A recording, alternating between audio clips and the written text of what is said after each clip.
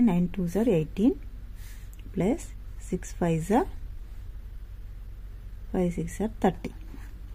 Okay 8 4 plus ఇక్కడ 1 add చేసుకోండి. Okay 49 ఇక్కడ 9 రాసేసుకోండి. పైన 4 రిమైనింగ్ 4 పక్కన పెట్టేసుకోండి. నెక్స్ట్ వచ్చేసి 9 6 are 54. ఓకే ప్లస్ ఈ 4 యాడ్ చేయండి 58. ఓకే 5890 అయితే ఆన్సర్ వస్తుంది. ఇట్లా ఇంకొకటి చేసి చూద్దాం అంటే మీ డౌట్స్ అన్నీ క్లియర్ అవ్వడానికి. చూడండి ఇప్పుడు ఇంకొకటి అయితే చేసి చూద్దాము. చూడండి 96 × 56. ఓకే ఇప్పుడు ఇది చూడండి ఈజీగా 6 6 36 6 ఇక్కడ వచ్చేసి 3. ఓకే నెక్స్ట్ వచ్చేసి 5 6 30.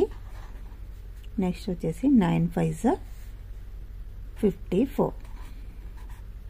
ఓకే టోటల్ వచ్చేసి 4 8 ప్లస్ ఇక్కడ వచ్చేసి 3.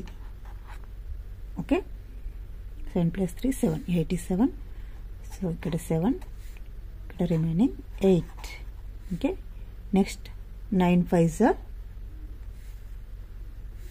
45 45 ప్లస్ 8